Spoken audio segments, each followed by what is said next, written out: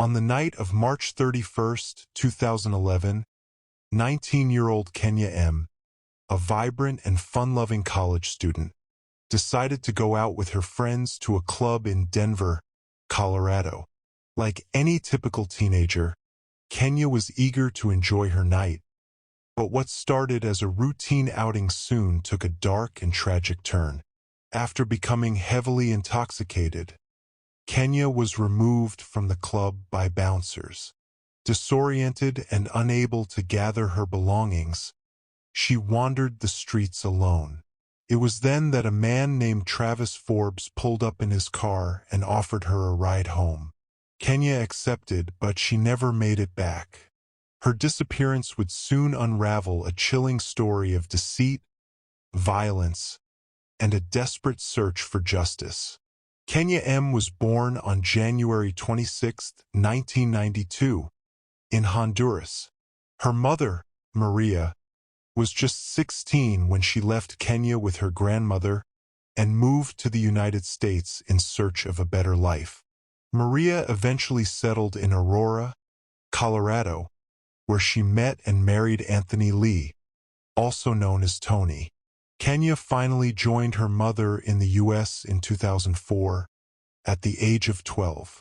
She quickly bonded with her stepfather, Tony, whom she lovingly called Dad, and formed a close relationship with her step-siblings, especially her sister Kimberly. Kenya was a bright student, graduating from Cherry Creek High School with excellent grades before enrolling in a Denver college to pursue a degree in broadcasting. She moved in with her boyfriend, Louis Easton, and seemed to be living a fulfilling life filled with love, friendship, and ambition. Kenya was known for her kind heart and lively personality. She had a wide circle of friends and an active social life. However, like many college students, she also enjoyed the thrill of nightlife. Kenya and her friends often used fake IDs to gain entry into clubs and bars. On the night of March 31, 2011, Kenya told her parents she was going to a hookah bar, but in reality, she and her friends planned to go clubbing. Unfortunately, their usual bouncer wasn't on duty, and they were denied entry due to their fake IDs. Undeterred, they headed to another club, where Kenya met a man and partied with him until she became severely intoxicated. By 1:30 a.m., the bouncers had no choice but to remove her from the club. In her disoriented state, Kenya left without her purse, jacket, or cell phone. Her friends assumed she had left with someone, but by morning, it became clear that Kenya was missing. When Kenya didn't return home, her boyfriend Louis grew worried. He contacted her sister Kimberly, but no one had heard from her. Kenya's parents, Maria and Tony, were soon alerted, and they began frantically reaching out to friends and family.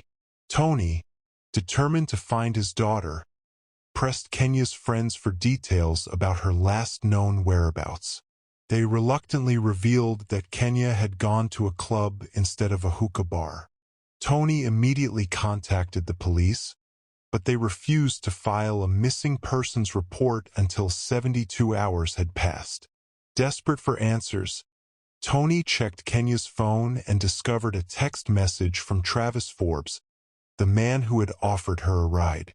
The message read, "Hey, this is Travis, the guy who gave you a ride last night. White creepy van. Did you get home okay?" Tony repeatedly tried calling Travis, but there was no response until April 2nd, when Travis finally called back. He claimed that he had seen Kenya outside the 24K club talking to a homeless man and offered her a ride to her car. When they couldn't find her car, Travis said he drove her to a gas station, where she asked for cigarettes and walked off with an unknown man. Tony sensed something was off and contacted the police again, but they still refused to take action. Determined to confront Travis, Tony arranged to meet him at the gas station. Armed with a 9mm handgun, Tony arrived at the meeting spot where Travis was already being questioned by police. During the encounter, Tony noticed a strong smell of bleach coming from Travis's van, raising further suspicions. The police, unable to search the van without a warrant, let Travis go. However, the investigation into Kenya's disappearance was just beginning. On April 4, 2011, the police finally opened a missing persons case, and the FBI joined the search. Detectives discovered that Travis had a criminal past, including burglary and harassment charges. Surveillance footage from a bakery where Travis worked showed him acting suspiciously, including rolling a large white cooler into a walk-in freezer and cleaning his van with bleach. Despite these red flags, the police lacked concrete evidence to charge him. As the investigation continued, Travis suddenly disappeared. On May 6, he was arrested in Austin, Texas, for car theft, giving Denver authorities an opportunity to question him. However, the charges were dropped, and Travis was released. Just days later, on July 4, 2011, Travis committed another horrific crime. He followed a woman named Lydia Tillman to her apartment, sexually assaulted her, beat her brutally, doused her in bleach, and set her apartment on fire. Lydia miraculously survived by jumping out of a window.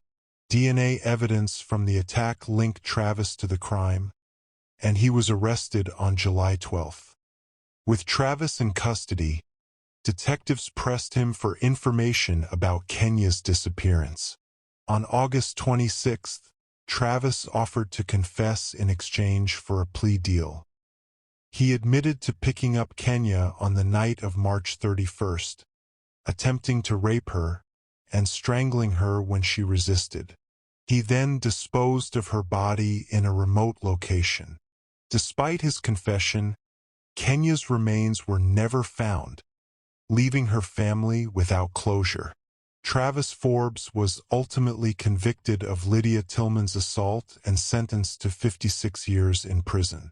While he was never formally charged with Kenya's murder due to a lack of physical evidence, his confession and the circumstantial evidence left little doubt about his guilt. Kenya's story serves as a haunting reminder of the dangers young women face and the importance of vigilance in the pursuit of justice. Her family continues to honor her memory, hoping that one day she will finally be brought home.